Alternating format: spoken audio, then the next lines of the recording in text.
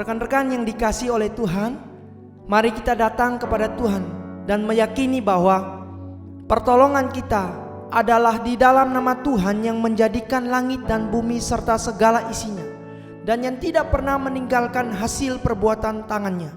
Kiranya Allah Tritunggal, Allah Bapa, Putra dan Roh Kudus menyertai ibadah kita dari awal hingga pada akhirnya. Amin.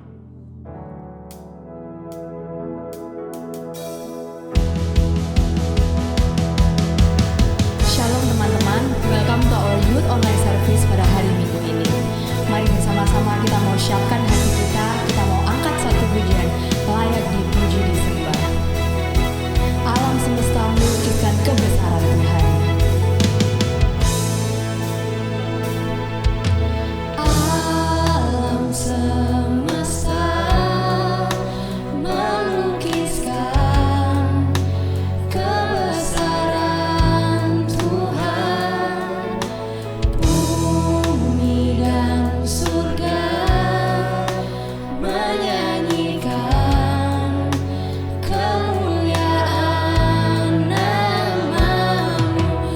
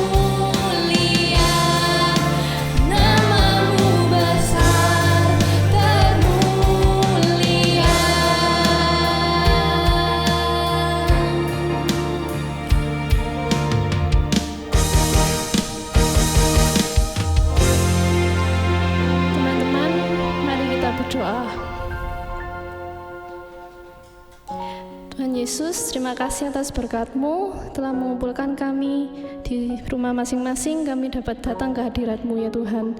Tuhan, tolong berkati ibadah ini supaya dapat berjalan dengan lancar dari awal hingga akhirnya. Terima kasih ya Tuhan, dalam nama Tuhan Yesus kami sudah berdoa. Amin.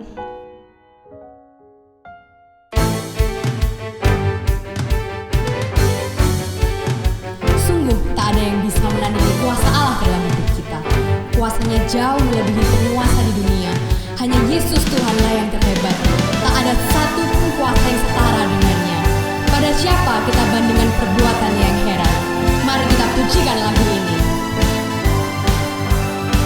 Pada siapa kau bandingkan perbuatan yang heran? Pada siapa kau bandingkan perbuatannya yang heran? Tak ada. Kerajaannya yang terbesar tak akan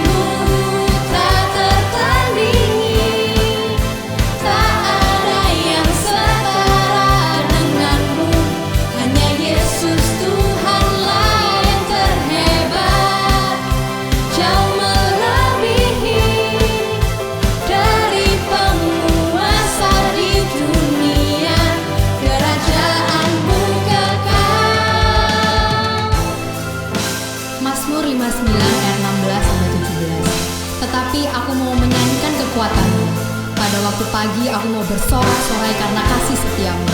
Sebab Engkau telah menjadi kota bentengku, tempat pelarianku pada waktu kesesakanku. Biar kekuatanku, bagimu aku mau bermazmur. Sebab Allah adalah kota bentengku, Allahku dengan kasih setianya. Sungguh tak tertandingi, tak ada yang setara denganmu. Hanya Yesus Tuhanlah yang terhebat, jauh melebihi dari penguasa di dunia. Kerajaanmu kekal.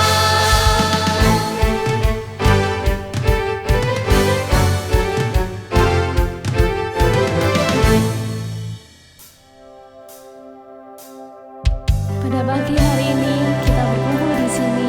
Kita datang ke hadirat-Nya untuk mendengarkan firman Tuhan.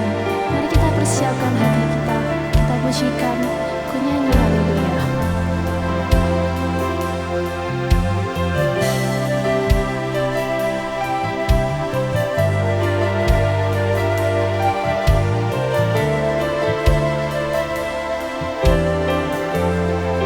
Bapakku datang. Bapakku datang menyembahmu.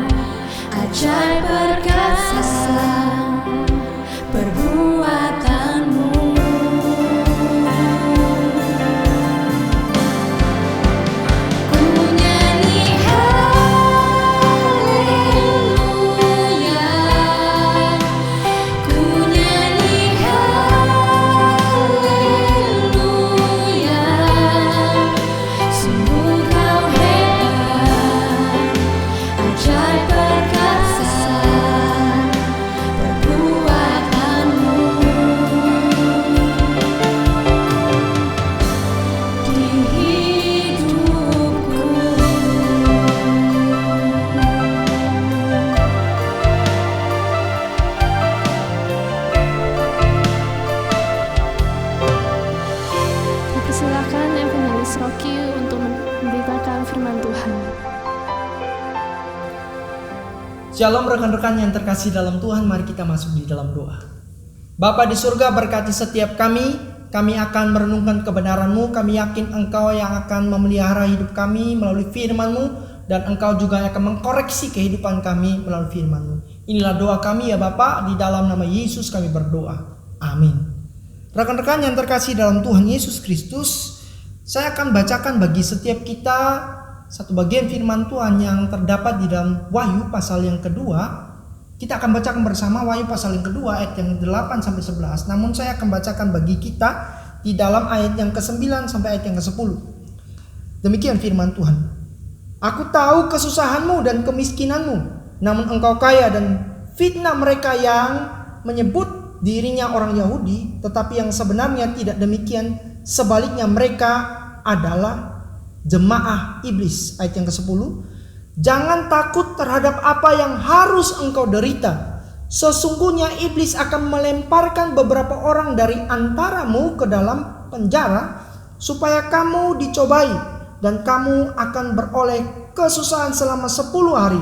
Hendaklah engkau setia sampai mati, dan aku akan mengurniakan kepadamu mahkota kehidupan.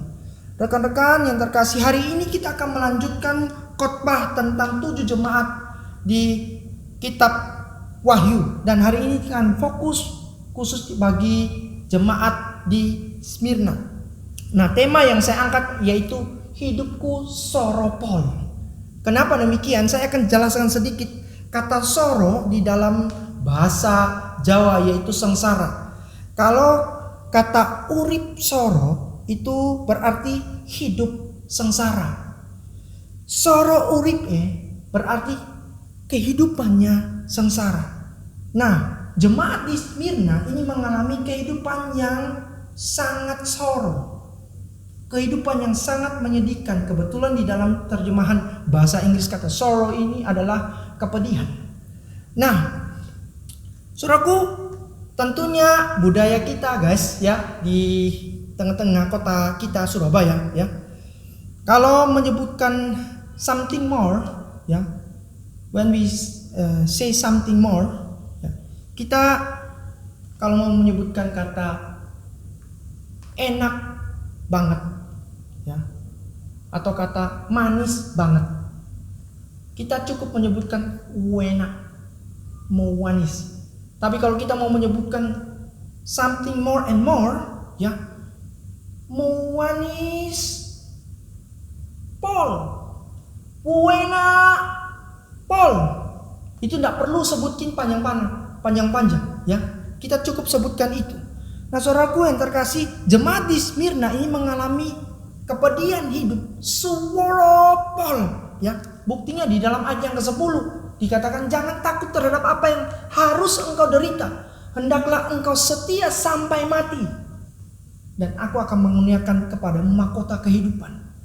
Nah, saudaraku yang dikasihi oleh Tuhan Yesus Kristus, bagaimana dengan kehidupan seorang anak remaja pada tanggal 30 Desember 2016, Kathleen Nicole Davis melakukan siaran langsung menggunakan aplikasi LiveMe, dan dia mengungkapkan tentang masalah hidupnya yang saat itu sedang trauma akibat kekerasan fisik, mental maupun seksual yang dilakukan oleh ayah tirinya. Kemudian pada menit ke-21, Kathleen mengucapkan goodbye, dan sesaat setelah itu ia gantung diri di depan kamera ponselnya.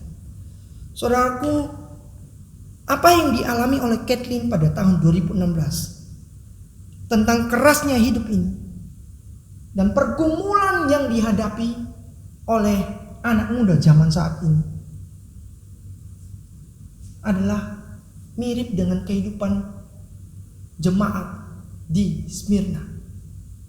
Jemaat di Smyrna juga mengalami tekanan yang begitu sulit, tekanan yang membuat mereka tidak bisa melakukan banyak hal seperti aktivitas normal mereka. Saudaraku, suatu ketika saya pernah dihubungi oleh anak pemuda ya, long time ago mereka menghubungi saya. Salah satunya mengatakan begini, kok tolongku. Saya bilang kenapa? Teman saya. Anak pemuda ini mengatakan teman saya, dia rela jual diri. Saya bilang kenapa? Karena tidak ada biaya hidup untuk melanjutkan kehidupannya. Dia rela jual diri. Ada juga yang menghubungi saya dan mengatakan, kau tolong doakan aku. Berbagai tempat perusahaan yang aku lamar, tempat kerja mereka, semua menolak mereka. Beberapa waktu yang lalu saya dikeluarkan dari perusahaan tempat saya bekerja, sedangkan saya penopang dari keluarga. Ada juga yang menghubungi saya, kok aku sedih, aku gak bisa tidur seharian. Saya bilang kenapa? Karena aku ditinggal oleh calon istriku. Dia begitu gelisah setiap hari gak bisa tidur. Saudaraku, ternyata ada banyak masalah yang dialami oleh anak-anak muda zaman saat ini. Dan di dalam kesempatan ini saya ingin kita melihat dan belajar baik-baik dari jemaat di Smyrna. Bagaimana mereka bisa melewati berbagai tantangan, berbagai masalah melalui pengalaman yang mereka hadapi. Nah, kita melihat terlebih dahulu latar belakang kota Smyrna adalah kota yang sangat indah. Saat ini disebut sebagai kota Izmir. Nah, kenapa kota Smyrna adalah kota yang sangat indah? Bukan saja indah, megah, mewah. Karena dibangun oleh bangsa Yunani. Bangsa Yunani pada saat itu yang menguasai kota Smyrna ini, mereka membangun kota ini dengan arsitek-arsitek yang handal, arsitek-arsitek yang jenius. Mereka membangun kota ini dengan indah. Nah, saudaraku, memang kalau mau dibandingkan dengan Efesus ini kota juga yang indah, tapi kota ini memang Efesus lebih besar daripada kota Smyrna. Tapi kalau mau dibilang indahnya, kota Efesus kalah indah daripada kota di Smyrna. Kita melihat ya, pada saat pagi, sunrise, pada saat mau terbenamnya matahari, sunset pun, kota ini terlihat indah. Siang juga oke, malam juga oke. Kota ini begitu mewah dan indah. Saudaraku yang dikasihi oleh Tuhan Yesus Kristus, nah, kota ini adalah kota yang bukan saja indah, tetapi kota ini adalah kota perdagangan yang sangat kaya. Kota pengekspor minyak wangi. Kota yang dalamnya dibangun kuil-kuil penyembahan kepada dewa Yunani, Dewi Roma, kemudian Kaisar Tiberius juga. Kuil-kuil dibangun pada saat itu. Bahkan pada saat itu ada banyak sinagog-sinagog yang dibangun di sana. Kenapa demikian? Karena kota ini saking indahnya, banyak orang Yahudi yang pergi ke sana, tinggal di sana. Bahkan orang-orang Yahudi menurut Steve Craig, dia mengatakan orang-orang Yahudi paling banyak suka tinggal, ya, dari 7 jemaat ini paling banyak orang Yahudi berada di kota Smyrna karena kota ini begitu indah. Bahkan pada saat kota ini dibangun, ya, pada saat kota ini dibangun, orang-orang Yahudi menyumbangkan 10.000 dinar untuk membangun kota ini. Maka banyak sekali juga ada sinagog-sinagog, tempat sembahyang orang-orang Yahudi. Nah, kota ini juga penuh dengan pelabuhan yang sangat strategis. Nah, nama Smyrna ini berasal dari kata mur, yaitu bahan pembuat minyak wangi. Nah, kata mur artinya pahit rasanya. Ya, mirip dengan keadaan psikis dan mental fisik dari jemaat di Smyrna yang mengalami keterpurukan mental, keterpurukan fisik. Ya, saudaraku yang dikasihi oleh Tuhan Yesus Kristus. Nah, problem yang lebih pelik lagi, saudaraku, jemaat di Smyrna pada saat itu bukan saja di bawah tekanan negara Yunani, tapi di bawah tekanan negara Romawi pada saat itu. Muncul kaisar yang sangat ditakuti pada saat, yaitu Kaisar Tiberius. maka dibangun kuil khusus untuk Tiberius. Semua warga harus menyembah Kaisar Tiberius dan menganggap Kaisar Tiberius adalah Tuhan.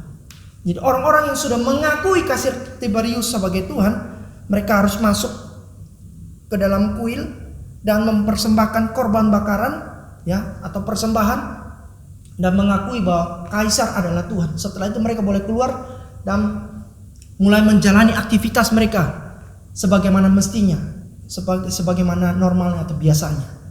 Saudaraku yang dikasih oleh Tuhan Yesus Kristus, nah jemaat di Smyrna ini adalah jemaat yang tetap konsisten.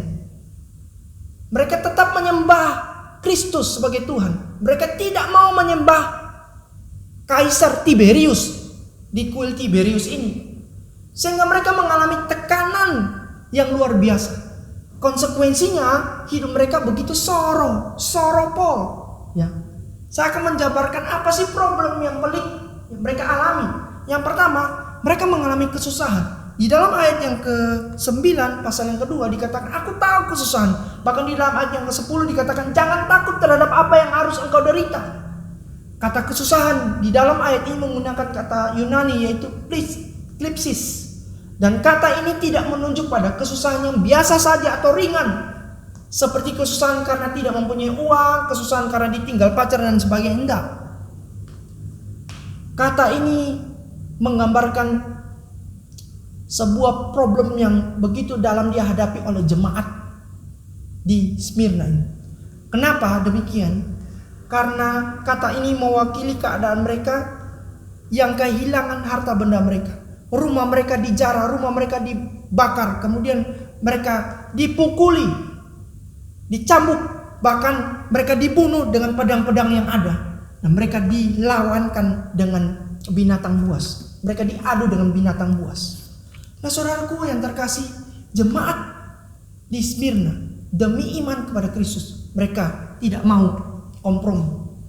Selain itu mereka juga mengalami kemiskinan, saudaraku. Aku tahu kesusahanmu dan kemiskinanmu di dalam ayat yang ke-9. Ya. Jadi jemaat di Smyrna ini bukan saja mengalami kesusahan, tapi mereka juga mengalami kemiskinan. Bukan gereja saja yang mengalami kemiskinan, tapi jemaat mereka juga semuanya berada di dalam garis kemiskinan. Karena semua harta mereka diambil oleh pemerintah. Saudaraku yang dikasihi oleh Tuhan Yesus Kristus, di dalam bahasa Yunani ada dua kata yang sama. Ya, maksudnya ada dua kata yang sama-sama berarti miskin, tetapi ada perbedaan. Yang pertama adalah pentikros, yang berarti miskin, tetapi masih mempunyai apa-apa. Yang kedua adalah ptokos, yang berarti miskin, yang tidak mempunyai apa-apa lagi. Nah, saudara, saya akan menjelaskan lebih detail. Kita bandingkan dengan Lukas pasal yang ke-21 ayat yang pertama hingga ayat yang ketiga. Di dalam ayat yang pertama dikatakan, ketika Yesus mengangkat mukanya, ia melihat orang-orang kaya memasukkan persembahan mereka ke dalam peti persembahan. Perhatikan ayat yang kedua. Ia melihat juga seorang janda miskin. Di sini memakai kata pentikros, memasukkan 2 peser ke dalam peti itu. Lalu ayat yang ketiga, lalu ia berkata, aku berkata kepadamu, sesungguhnya janda miskin, memakai kata tokos, ini memberi lebih banyak daripada semua orang itu. Apa bedanya ayat yang kedua dan ayat yang ketiga? Ayat yang kedua, pada saat janda miskin ini memberikan 2 peser, dia masih mempunyai 2 peser itu, maka disebutkan sebagai pentikros. Tapi pada saat ayat yang ketiga, setelah dia memberikan 2 peser tersebut, dia ditamakan sebagai petokos, tidak punya apa-apa lagi. Di dalam terjemahan lama dipakai kata aku tahu kesusahan dan kepapaan. Alkitab bahasa Jawa menerjemahkan aku ngerti kesusahanmu, koe melarat. Bukan koe konglomerat, koe melarat. Ini artinya keadaan wanita ini, keadaan jemaat di Smyrna, mereka bukan pentikros, tapi mereka petokos. Kata kemiskinan yang dipakai ini memakai kata tokos. Ya, walaupun diterjemahkan ke kata tocheia, kata asalnya itu tokos. Saudaraku, kalau kita melihat kehidupan kita, ya, kita kalau mau melakukan segala sesuatu, kita tidak sampai tokos. Kita ini pentikros, kalaupun miskin pun masih ada punya something. Ya, kalau kita mau ngisi bahan bakar, kita masih punya uang. Kita mau bayar listrik, masih punya uang. Kita mau pergi berlibur, kita masih punya uang. Sesusah-susahnya kita masih pentikros. Tapi jemaat di Smyrna dan juga janda miskin ini, dia tokos, ya, tidak punya apa-apa lagi.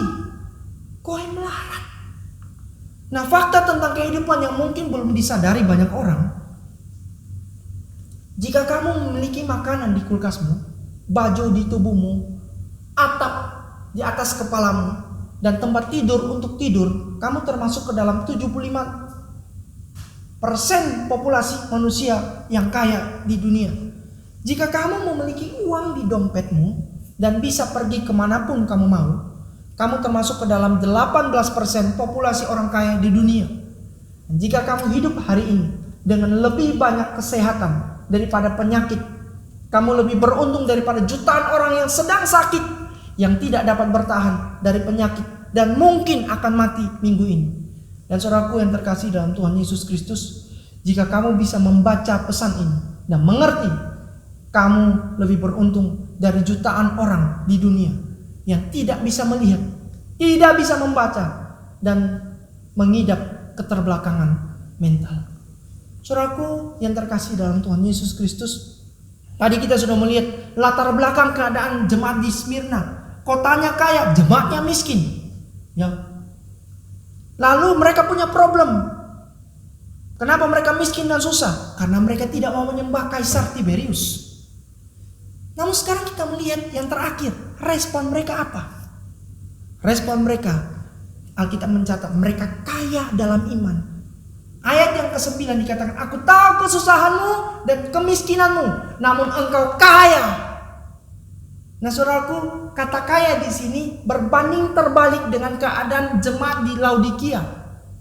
Di dalam pasal yang ketiga, kitab Wahyu ayat yang ke-17, itu menggambarkan jemaat di Laodikia itu mereka kaya secara materi tapi miskin secara rohani. Terbalik dengan keadaan jemaat di Smyrna yang kaya secara iman walaupun miskin secara materi.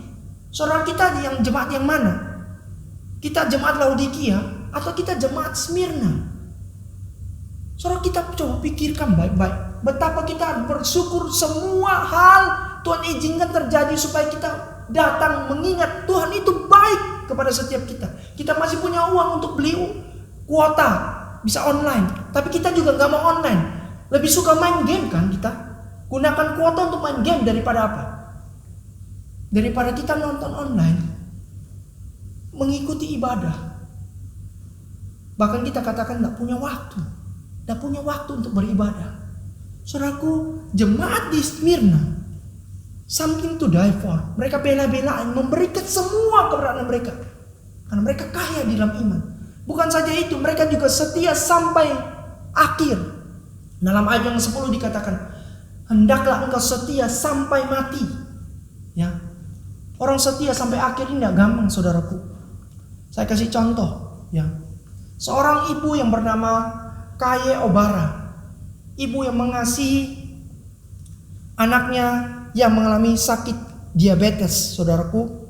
Ya, anaknya mengidap sakit diabetes dan harus terkapar, sakit dan tidak bisa berdiri, tidak bisa berjalan, tidak bisa melakukan aktivitas apapun. Nah, mamanya berkomitmen untuk merawat anak yang dikasih ini, menjaga anak yang dikasih ini sampai kapanpun. Maka mamanya di dalam komitmen itu, dia menjaga Edwarda ini dengan begitu baik. 1 hari berlangsung, 2 hari berlangsung, 3 hari berlangsung, 1 minggu berlangsung, 1 bulan dia menjaga, tidak juga. 2 bulan dia jaga, tidak juga kunjung sembuh. 6 bulan dia lewati, waktu yang cukup panjang, tidak juga sembuh. 1 tahun dia lewati, Edwarda tidak juga sembuh. 2 tahun, tidak juga sembuh. 3 tahun, dia rawat dengan baik, tidak juga sembuh. 5 tahun saudaraku, tidak juga sembuh. 10 tahun, waktu yang cukup panjang, tidak juga sembuh. Pada saat itu, mulai anak ini sakit. Edwarda sakit tahun 1970. Di tahun ke-15 mamanya menanti, tidak juga kunjung sembuh. Di tahun 1985, 15 tahun mamanya menanti, tidak juga sembuh. Di tahun ke-20 mamanya menanti dengan baik, tidak juga sembuh. 25 tahun mamanya menanti, tidak juga sembuh. 30 tahun mamanya mendampingi, tidak juga sembuh. Sampai akhirnya di tahun ke-38, tepat pada saat mamanya berusia 80 tahun, tahun 2008. Jadi Edward ini sakit dari tahun 1970. Mamanya mengembuskan napas terakhir di tahun 2008. Setelah 38 tahun mamanya meninggal lebih dahulu dari anaknya. Setia mendampingi sampai akhir. Dia mencintai akan anaknya, mendampingi sampai akhir.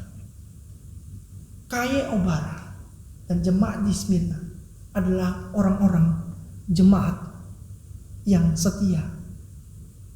Kristus pun begitu setia kepada setiap kita. Kalau Kristus sudah setia dalam kehidupan kita, Dia sudah memberikan seluruh keberadaan dirinya. Dia setia sampai akhir, mati bagi saya dan teman-teman. Mari kita bela-belain untuk Kristus juga, setia sampai akhir. Saudaraku yang terkasih dalam Tuhan Yesus Kristus, jemaat di Smyrna, mereka hidup kaya di dalam iman, mereka setia hingga akhirnya. Dan kita yakin kalau orang yang hidup di dalam iman setia hingga akhir, hidupnya suweneng pol. Ya. Kesimpulan, jemaat Smyrna yang begitu setia, James mengatakan dari ke-7 gereja itu, tidak ada yang lebih tinggi dari penilaian Tuhan dari gereja ini. Tetapi tingkat kehidupan lahiriah gereja ini adalah yang terburuk dari semua. Kemiskinan dan penganiayaan adalah bagian yang mereka alami, dan penjara serta kematian menantikan mereka. Saudaraku, ingat, gembok tidak pernah dibuat tanpa kunci. Demikian Tuhan tidak pernah mengizinkan sebuah masalah tanpa solusi. Mari kita datang dengan iman, setia hingga pada akhirnya, supaya kita didapati oleh Kristus sebagai anak-anak muda yang setia sampai kesudahan. Kiranya Tuhan memberkati kita. Mari kita masuk dalam doa. Bapa di surga, terima kasih untuk firman yang sudah Tuhan uraikan melalui hamba-Mu. Tentunya kami perlu banyak belajar. Walaupun kami Pentikros ataupun suatu waktu kami Tokos, tidak punya apa-apa, miskin, bahkan kami mengalami kesusahan bertubi-tubi. Kami mau belajar dari jemaat di Smyrna yang hidupnya sekalipun soropol, tapi kami mau hidup beriman dan kami mau hidup setia kepada Engkau sampai pada akhirnya. Inilah doa kami ya Bapa. Di dalam nama Yesus kami berdoa.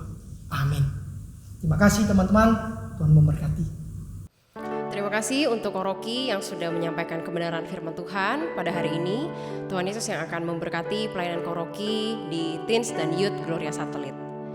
Dan teman-teman, hari ini kita juga akan datang ke hadirat Tuhan, menyampaikan seluruh doa kita. Mari kita meneduhkan hati kita akan berdoa syafaat bersama-sama. Mari kita berdoa. Allah Bapa kami di sorga, kami bersyukur hari ini kami boleh menikmati Tuhan melalui pujian, penyembahan kami juga di dalam kebenaran firman Tuhan. Dan pada saat ini Tuhan, kami datang kepada Engkau, kami mau menaikkan doa kami. Yang pertama Tuhan, kami datang berdoa untuk seluruh teman-teman kami, termasuk kami sendiri Tuhan. Kami berdoa untuk spiritualitas kami, pertumbuhan spiritualitas kami pada saat masa pandemi ini. kami terus berdoa Tuhan, kiranya kami tanpa henti mencari Tuhan, mencari kehendak Tuhan di konteks apapun yang Tuhan izinkan sekarang terjadi. Kami rindu Tuhan, meskipun kami tidak banyak kegiatan di gereja, tetapi kami masih terus semangat mencari Tuhan, mencari kebenaran firman Tuhan. Dan kami berdoa Tuhan, kiranya Engkau memberikan kami pengalaman-pengalaman spiritualitas yang baik, sehingga Tuhan kami tidak semakin padam apinya kepada Engkau, tetapi kami semakin berkobar bagi Tuhan. Dan pada saat ini Tuhan, kami juga datang berdoa untuk setiap masalah keluarga kami, yang mungkin kami tidak bisa ceritakan kepada banyak orang, kepada orang-orang terdekat kami sekalipun. Kami berdoa Tuhan, Engkau yang pedulikan kami. Engkau yang berikan kami kekuatan, memberikan kami hikmat untuk kami dapat menyelesaikan setiap masalah yang Engkau izinkan terjadi. Engkau yang berikan kami juga kesabaran Tuhan, untuk kami bisa mengelola emosi dan pikiran kami, sehingga kami tidak menjadi gentar, kami tidak menjadi takut terhadap masalah kami, tetapi kami menyerahkannya secara penuh kepada Tuhan sambil mencari kehendak Tuhan atas kehidupan kami di tengah masalah keluarga yang Tuhan izinkan terjadi. Dan kami juga datang berdoa Tuhan untuk setiap kami yang memasuki semester baru, entah di bangku perkuliahan atau di bangku sekolah. Kami berdoa berikan kami kegigihan yang baik supaya kami tetap bertanggung jawab Tuhan di masa studi kami.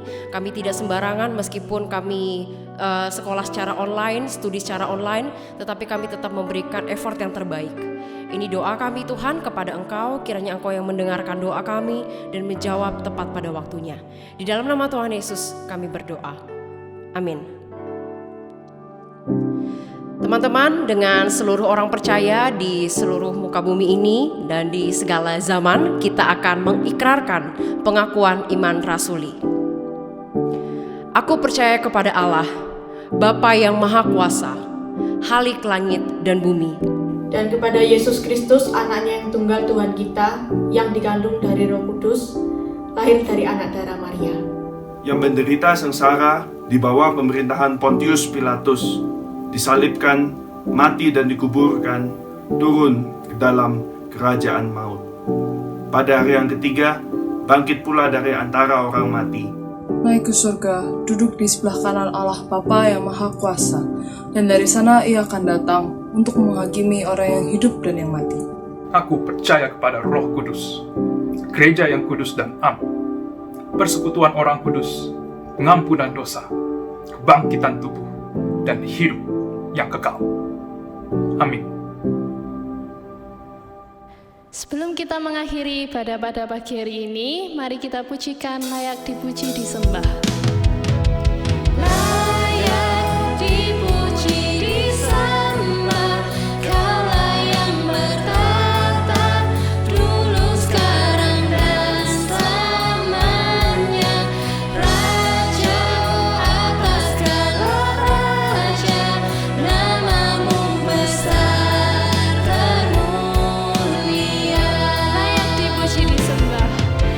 Layak dipuji disembah, Kaulah yang bertata dulu, sekarang dan selamanya.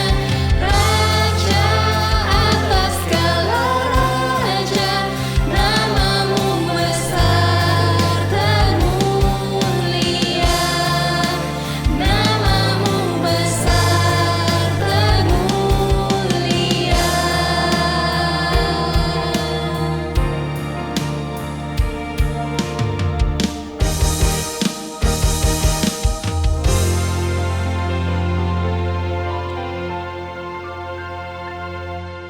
Teman-teman, kita akan mengakhiri ibadah kita pada saat ini. Saya mengajak setiap kita untuk bersama-sama bangkit berdiri. Mari kita mengarahkan hati kepada Tuhan dan bersama-sama menerima berkat daripada Tuhan. Kiranya kasih yang agung, kasih yang mulia, kasih yang sempurna, kasih yang kekal dari Allah Bapa, anugerah keselamatan dari Tuhan kita Yesus Kristus, pimpinan, penyertaan, topangan dari Allah Roh Kudus akan menyertai seluruh kehidupan kita, mulai dari saat ini sampai Maranatha, bahkan sampai selama-lamanya. Amin. Teman-teman yang terkasih dalam Tuhan, Happy Sunday. Sampai jumpa di dalam online service berikutnya. Tuhan Yesus memberkati. Bye-bye.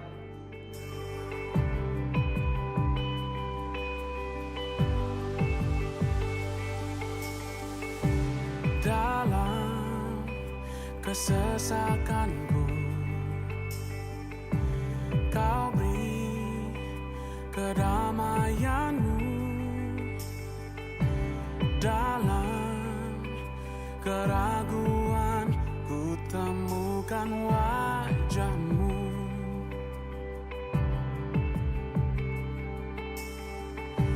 Karena pengorbanan-Mu, Kau jadikanku baru.